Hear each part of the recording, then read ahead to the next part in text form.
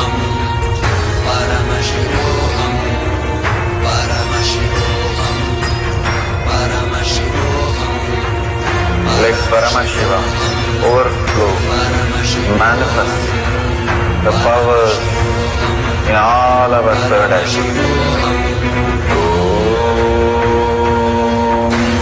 Nithyananda Paramashivam.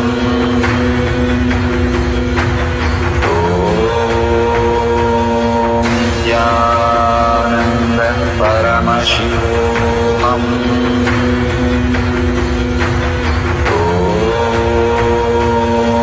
Nithyananda Paramashivam.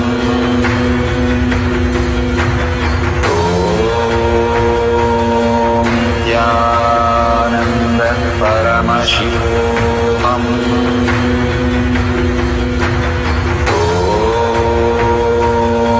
Nithyananda Paramashivam.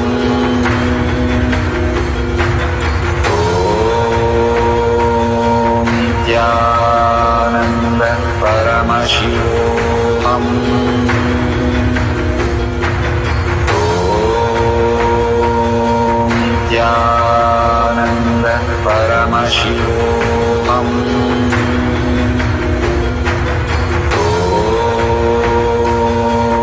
Nithyananda Paramashivam.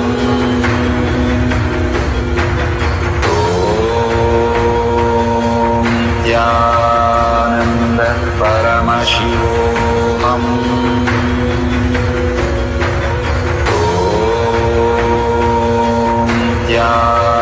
Nithyananda Paramashivam.